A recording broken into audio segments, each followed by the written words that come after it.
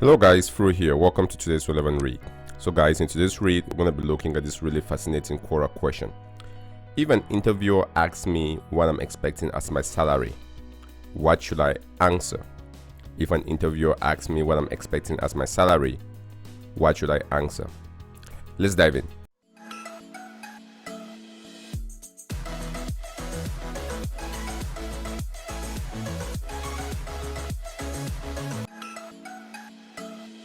Alright guys, welcome back. On this channel we talk about technology tips, career advice and inspiration, and this is one of those questions that really trip people off when they're going through a job interview process to advance their career or to just land a new position, right? And I've seen people struggle with this, be it people right out of college or people that have some experience and they're looking to change jobs or they're just looking for promotions.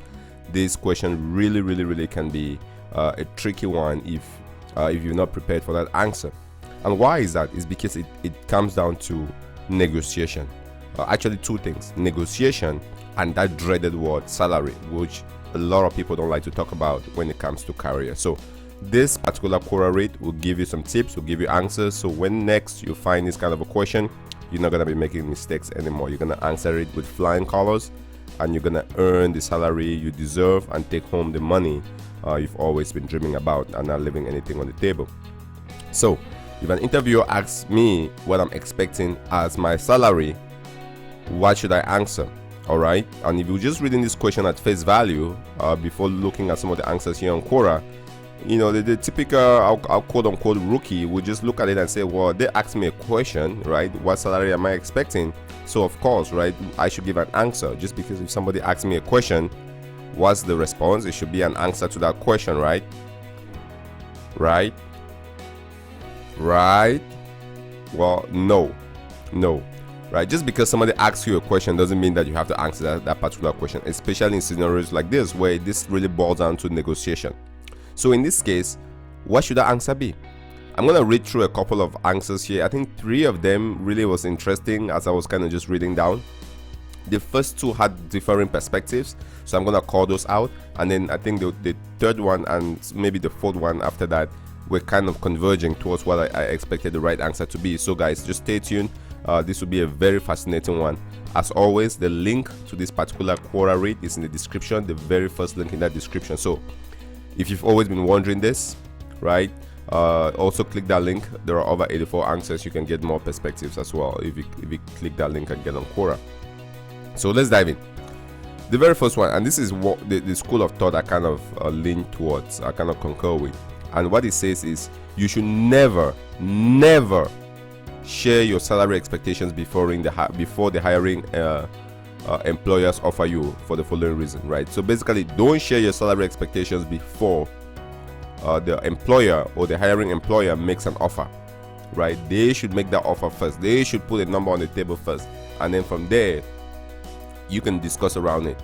And the reason being that, and I will get to it, is if you make that first move, you get to set the benchmark, and you can either go high or low. And if you're low, well, they will just take it. If you're high, they can just write you off and you're kind of screwed. So you want to let them go first and give you that information, and then based on there you can negotiate. You can decide, are they too high, are they too low, and what will be your your comeback strategy. So you should never share your salary expectation before the hiring employer offers it. And he goes into, this individual here, Sean McGigan, goes into the details of why that's the case, right? Because one, you don't really have enough information to create an accurate range. Maybe you do, maybe you've done your research. If you go to PayScale, I believe it's PayScale, they do have some ideas around comparative salary ranges in a particular role. This might be a good starting point. I believe Glassdoor as well also gives you some salary information, which could again be indicators, but these are just general averages. These are just what's in the market. It can give you an idea, but for that particular company, that particular role, like for example engineer salaries, it throws out a number here, right? And you can see people making all the way to 117 and down to 56k.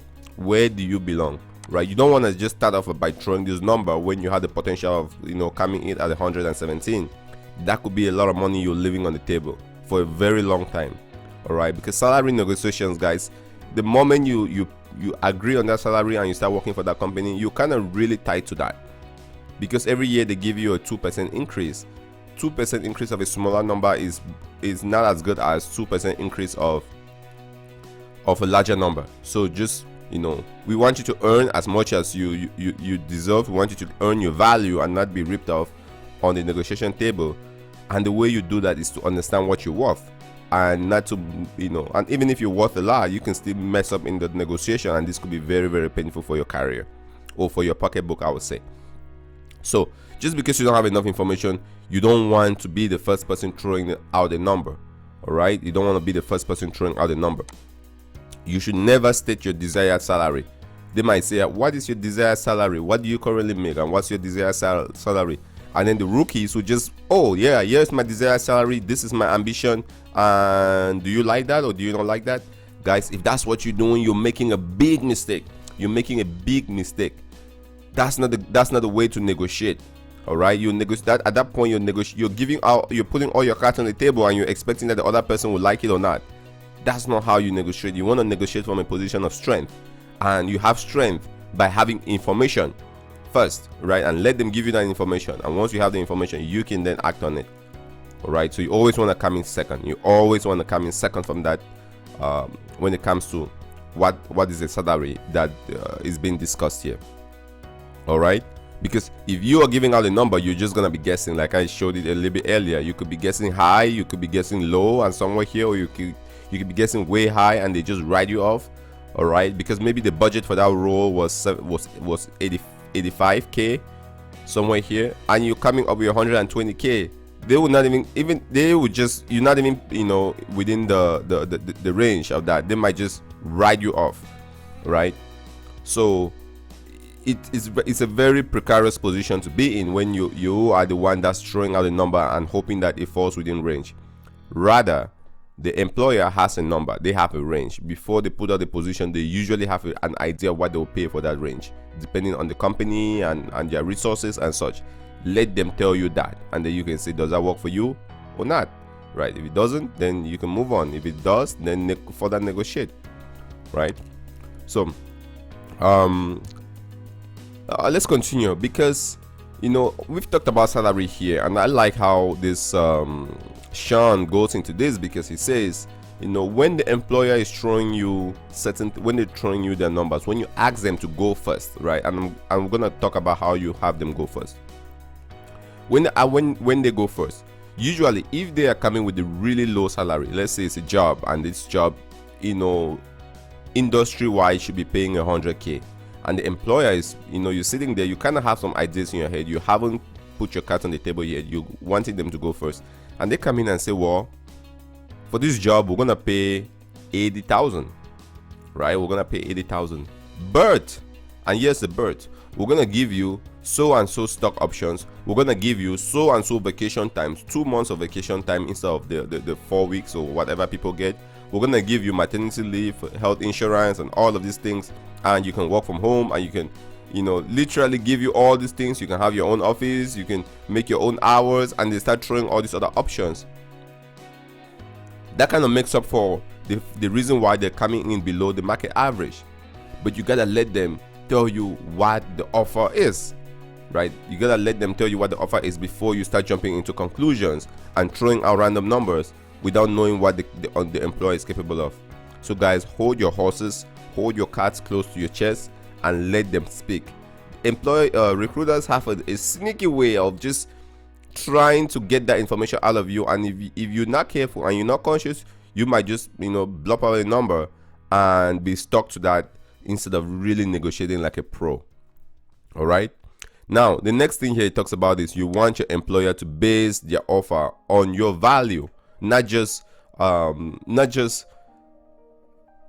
how can I put this in a way that makes sense, right? You want them to really look at your value. What can you contribute to the team? Are you coming as a senior engineer in a specific role in technology that's gonna deliver a lot of value to the organization?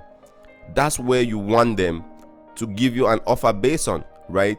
You don't want them to give you an offer based on just some generic thing, or just on how they feel, right? And if you guys cannot negotiate and identify the value you bring into the table by that role that they're trying to hire for, then you have no business putting an offer on the table.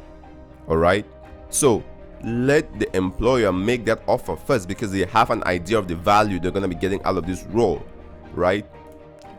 Because it could still be a role that everybody does. It could just be a role as simple as a security engineer, for example. Let's take that as an example.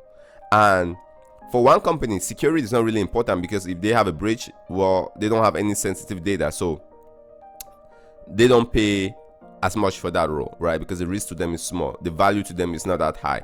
You go to another organization, healthcare or financial or some industry where security is the utmost thing, the last thing that the CIO or the CEO wants to see on the newspaper or on the headlines in the morning is that a breach occurred, right? So now they will definitely want to pay more, because the value to them is higher. You might still be doing the same thing, patches, updates, and all of that, maintaining the system that's secure.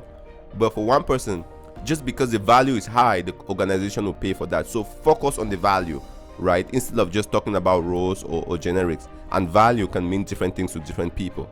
And if the organization identifies the value and you can identify the value, focus on that. I will make a different video. I think I'll make a different video to talk about value. How do you value yourself as an employee? How do you value yourself as an employee? This is not something that people are being taught. This is not something that people learn anyway, right? You just go to school, you get a degree, and you just hope that you get a job. Well, at some point, you should be getting what you're worth, right? And how do you value that? How do you know what you're worth? Or how do you have an idea to have an understanding or a rough idea of what you're worth, so that discussions like this or negotiations like this, are not just superfluous or are not just up in the air, but actually you can point to things and say, this is what I want, because this is my worth, and you can kind of quantify that. I'll make a video on that, and guys, if I don't, leave a comment below and say, hey Fru, you gotta make a video on that, and I'll definitely make sure I find some resources or some relevant rates and discuss around that. Very, very important. I see people who are worth a lot and they're just leaving money on the table. All right, it's just like no one will literally have a bunch of cash in their pocket and then walk on the street, and every 1 mile they take $100 bill and they throw it in the air, right? In the next 1 mile they take $100 bill and throw in the air for somebody to take. All right, nobody does that. And so why would you be leaving a lot of money on the table, a lot of your salary on the table, when just with a little bit of negotiation you can get that 10 grand, 15 grand more and be bringing that home? All right, $15,000 more in a year is a lot of money. It's a lot of money. Right, so don't leave anything on the table that you don't have to. Organizations already, for the most part, are profitable. They make a lot of money, right? You might feel like, oh, I'm just doing this for the sake of the organization. No, right? Look at the stock market. Companies are making money. They're paying dividends. People, the organization is going to be fine, right? Just focus on doing a great job, right? With honesty, with integrity, the organization would be fine. But what you have to ensure is that the organization is not fine at your expense. That's not acceptable. All right, that's just not the acceptable part. So take every money you can and bring it home. And it starts with negotiations, understanding how to negotiate. Sean in this article goes through and gives some examples of some conversations with hiring manager, and I might just read through this really quick, right? And the first scenario, the two scenarios, one which is a good scenario, and another one which is the bad scenario. So we're gonna start with the good scenario here, and I'm gonna read this, try to read this for us. So hiring manager, this candidate is perfect for us. What can they start? The recruiter. So usually you have the recruiter working with the hiring manager to find the position, to fill the position for the hiring manager. So the recruiter says, I don't know their salary requirement. What if it's above our pay range for the position?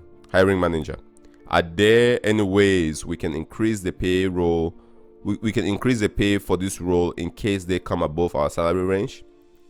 Recruiter, the ceiling for this range or for this role is 85,000, but if we offer them title of senior account executive, that salary is 95,000. Hiring manager, great. Make an offer. Make the offer. Be prepared to offer the job title and salary of 95,000. All right, guys, so there you have it. I don't know if I read it in a way that made sense to you, but basically the recruiter goes to the hiring manager and says, well, this person it's a great fit, but they don't know what the salary range is. And between the recruiter and the hiring manager, they were prepared to come in at 95,000 and a good job title of senior level, so they can hopefully keep this person. Why? Because throughout the interview process, they understood that the person was a great candidate, and so they're making a great offer for that person. The reason they're doing that, again, is based on value. It's based on value.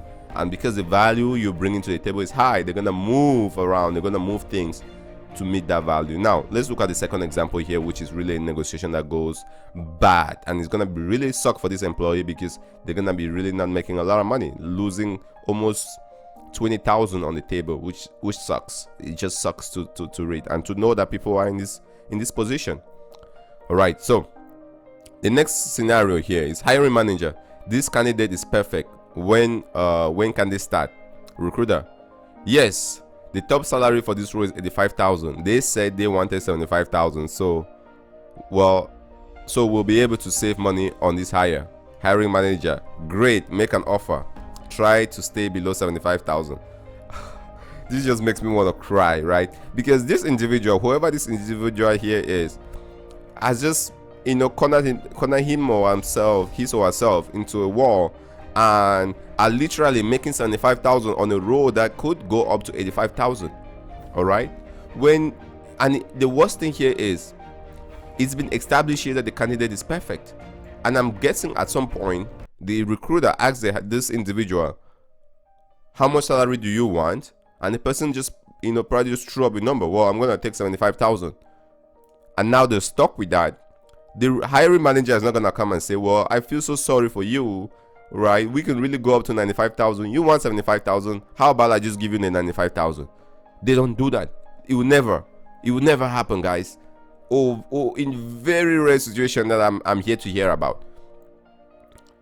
And that's the risk. That's the risk when you throw out a number first, because now you put yourself in a position where if you're coming on the low side, they just accept it. Right? So it's like 50-50. 50% chance. Let's just pick that there was an absolute number that the company wants to pay, and you are the one taking the guess on what that number would be. You have a 50% chance of just pure probability, either being, well, again, I don't know if it's 50% chance. You have a certain amount of probability of being below and a certain probability of being above. All right, let's just assume that probability is 50-50. Now you're taking a 50% chance of taking a haircut on your salary. Why would you put yourself in that position, instead of letting the people give you their number? And once they give you that number, all you can only do is negotiate up from there, right? You will never negotiate down. So that chance of coming below is just taken off the table.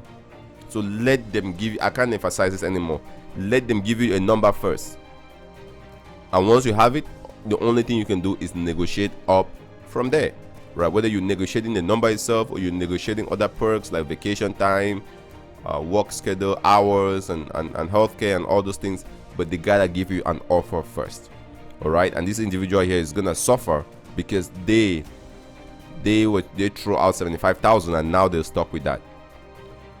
All right, let's continue. It talks about the key to winning salary negotiation is practice, right? And it's true. You gotta practice these things, right? Because in the heat of the moment, and these conversations are kind of going fast, and very quickly, and these are things that will affect you for the next 2 or 3 years. People are under pressure. They want the job. They're kind of scared that, oh, if I'm negotiating, I'm gonna look bad, right? And they're gonna feel like all I care about is the money, guys.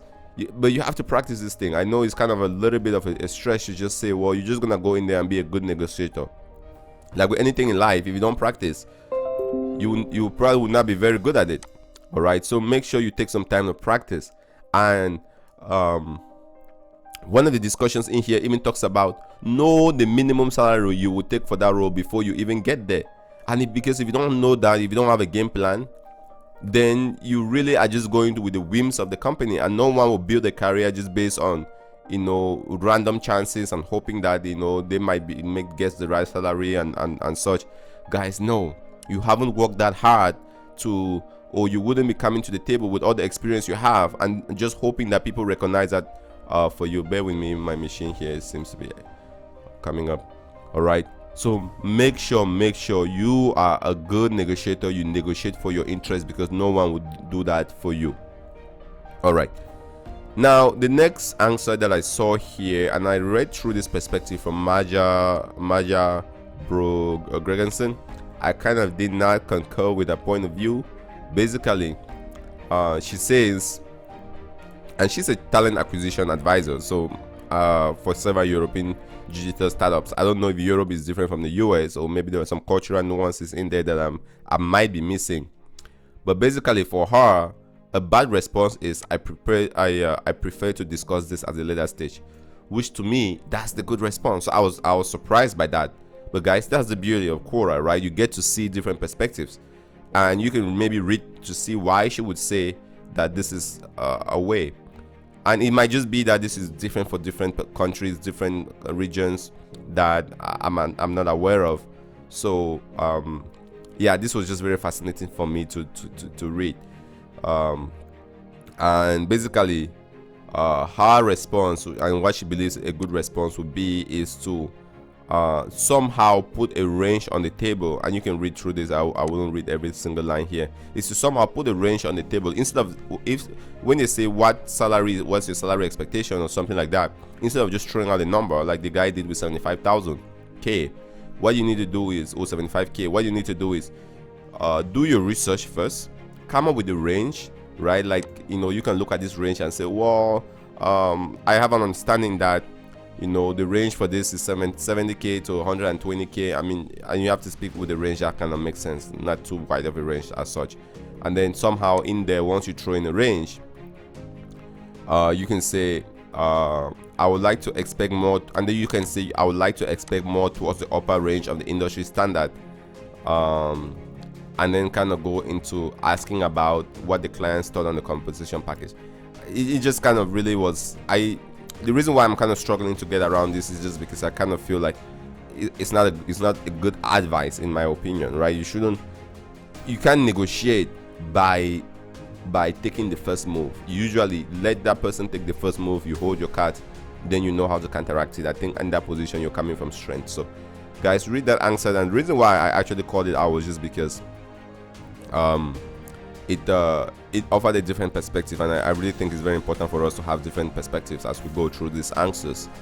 The other ones below, which really kind of are in line with what I expected, all right, is basically talking about the better strategy for negotiation.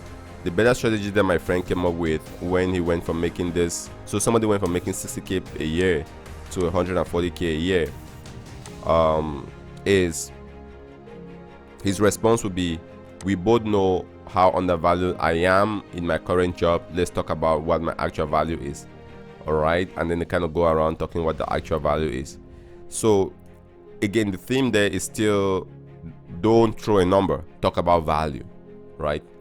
There's one here that I kind of like also. This one from Sadid Dalani talks about traps, right?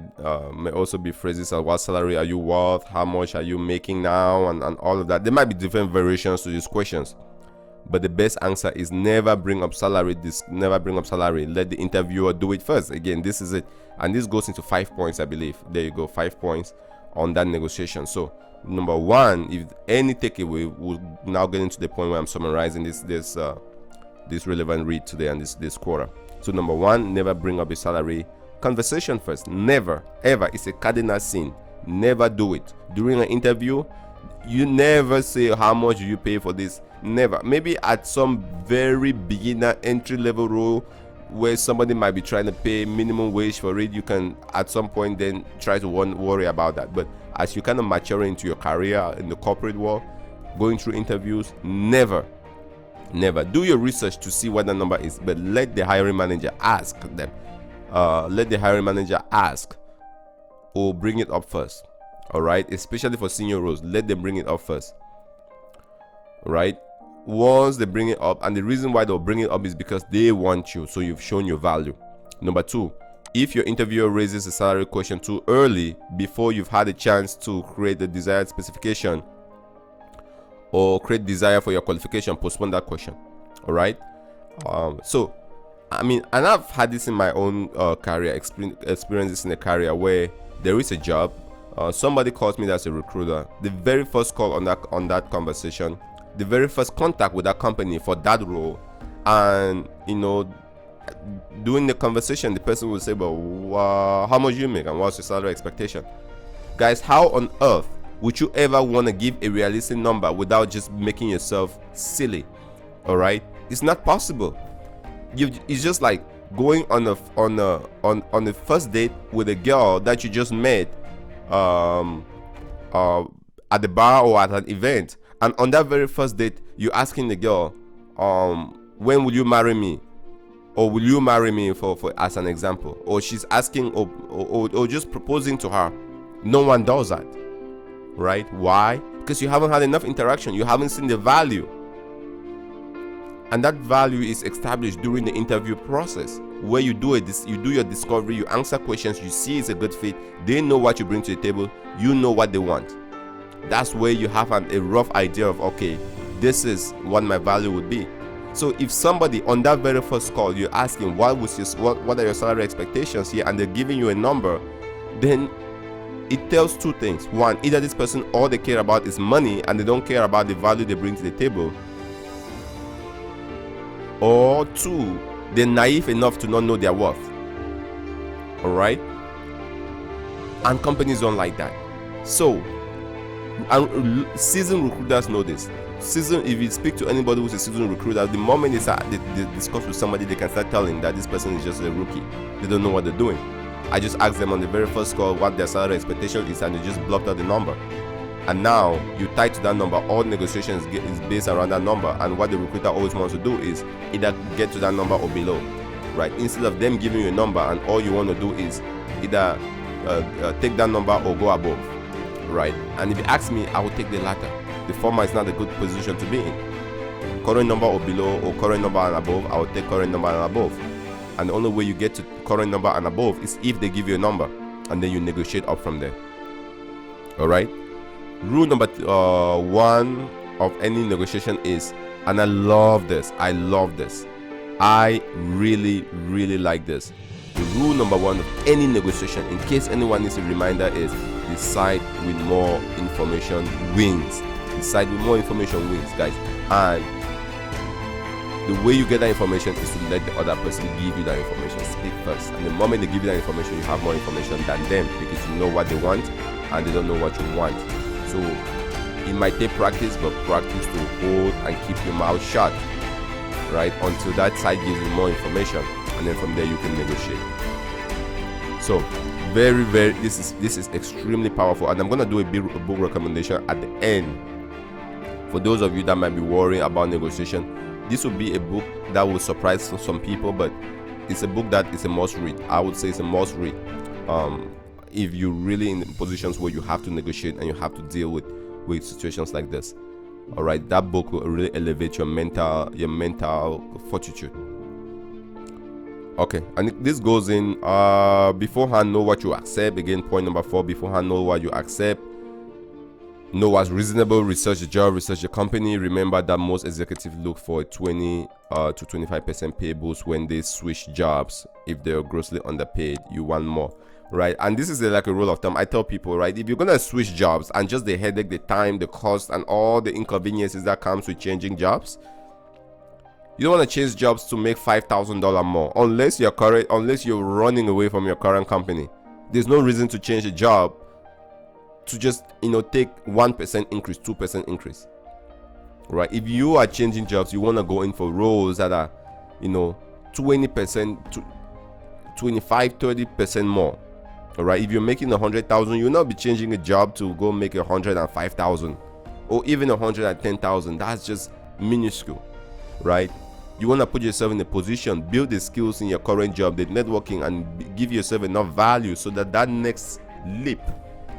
I look at career like changing jobs as leaps. That next leap is putting you at 20, 25%, 30% more. If it's not that, then it probably is not even worth it, unless you really have to leave your current company for other reasons, right? Maybe you're not learning, you're not growing, and things like that, right? Where you might take a different job to not necessarily take the higher salary, but to grow in other areas, to learn in skills. So there are certain nuances that might change your rule around. But if you're just looking at pure money, and if that's your only consideration, then you want to shoot for 30% more. Otherwise, usually it's not worth the time, right? It's not worth the time. All right. And number 5 is never lie about what you currently make, but feel free to include estimated costs of all your fringes, which could track to 25 to 50% more to your present cash only salary. All right, this is just a bottom tip, and I think I like how this is included here. So if the recruiter asks how much you currently make, and they say, well, we can't have this interview unless you tell us, and you might find yourself in positions like that, right? You're cornered, they say, we're not going to move forward unless we have an idea, tell us, or the interview is over, kind of thing. That's rare. But if you really find yourself in that position, and maybe your salary says, you make 70,000, it's not a bad idea. You're not lying, but it's not a bad idea based on this to evaluate other things and convert that to salary and put it on the table, right? And I'm not sure they're gonna ask you to explain that. Again, I'm not saying anybody go out and lie, but the point is, right, if there are ways, if there are things that you're probably missing to make that number higher, make it higher, right? If there's any way you can explain and get that number from 70,000 to 80,000 or 85,000, that's great, because it primes. There is a psychological trick called priming. It primes the other individual or the negotiating party that, well, we're gonna start negotiating here from 85,000, and that's where their mind is gonna be. But if you start throwing a low number, it primes them that let's negotiate from that low number. So if you're really cornered in that situation, whatever you can do to get that number as high as possible without lying, right? So there might be some accounting gymnastics. You might have to count some other costs that you are missing, and certain perks that you get that can be valued in terms of money and included in that as a salary. If you can do all of that, again, without lying, right, then that brings you up at a higher number, where you begin to prime your negotiating party with that high number, and you be off in the better position. All right. So guys, there you have it. This was just an amazing read. You can keep going. There are very, very, very interesting answers. Aim higher. All right, and this is one I'm just kind of stumbling on. Be confident, explain your reasoning, always upvote the answers. It gives us motivation. That's funny. But there are some really, really interesting answers, guys. There are some really interesting answers. But what I really want to do here is to take a moment to share with you the book that I was talking about, The Art of War by Sun Tzu. This book was written back apparently a long time ago by this Chinese general, and he talks about The Art of War by Sun Tzu. And basically it's about military and conquest. And some people might say, but Fru, why are you recommending a book about war and military and conquest when I am a technologist, or I'm just doing tech? Guys, the reason is simple, right? Because every interaction that we have is a negotiation. It's a negotiation. And if you consider negotiation as war, and I'm using war here as loosely in sense of, I want something, you want something, right? Then you want to understand the art of war, because as you're going into this negotiation, you're either somebody's going to win and somebody's going to lose. That's a win-lose situation. Or it could be, and that person could be them winning and you losing, or you win and they lose, right? Win-win situations, which I always recommend avoid win-lose situations, right? Or it could be a situation where it's a win-win, where you win and they win, right? Where you win in terms of you get the salary that you want, you negotiate and get the highest salary that you want and makes you happy, and the company rejoices for negotiating and getting the best candidate possible to do the job that they want them to do. Win-win situation. And there are certain strategies, there's certain tactics that you want to master and to hone, and that can allow you to be a better negotiator. So you can, when confronted with situations like that, you get off feeling happy, and hopefully your other opponent feels happy, or at least you get off not being trampled on. All right. And so the art of war It's a great book. If you haven't read this, it's very, very relevant. And the reason why I talk about this again, emphasizing, is because negotiation doesn't end at salary. It will translate to other things in your career. It's a project you're working on not going well. How can you negotiate to get the funding for that? How can you negotiate to get people to believe in some assignment you've been given? How do you negotiate to get your team to work on the project that you want to work? Everywhere is negotiation. How do you negotiate with your boss to give you the vacation flexibility that you want, right? To work from home and to do all these things. It boils to negotiation.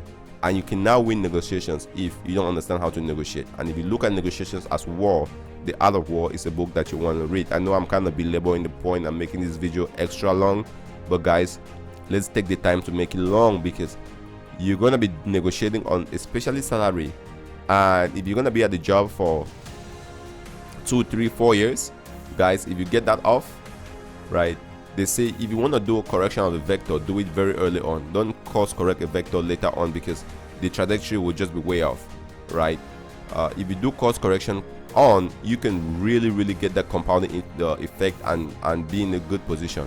But if you're off and you're coming from a low number, you're gonna lose a lot of money over 2, 3, or 4, 5 years, however long you stay on that company. So the Art of War talks about things like, you know, understanding the use enemy here, but in this case, it's not really an enemy. It's understanding the opponent, understanding the employer, understanding the hiring manager, right? Understanding the recruiter, and treat them as an opponent, not necessarily an enemy, right? It doesn't have to be enemy per se. And this art of, holding information more than, having more information more than the opponent, right? Choosing the place of battle, and certain things that this book just goes into. I can make an entire video on it, but guys, if you're not reading this book, you're really leaving a lot on the table potentially. I could recommend a lot of other books, but I feel like for now, this will capture the essence of what we're talking about, right?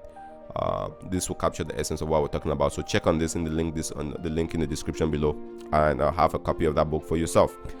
All right, guys, I really want to thank and appreciate every one of you for staying with us this long today. I know this was a little bit of a longer video. I'm feeling very comfortable making these videos a little bit longer, just because the topics are getting increasingly important. So, but I want to hear from you. Do you prefer long form videos like this, or on the shorter side? That way you can read the article for yourself. Or do you prefer me going and having some commentary around it the way we're doing this today?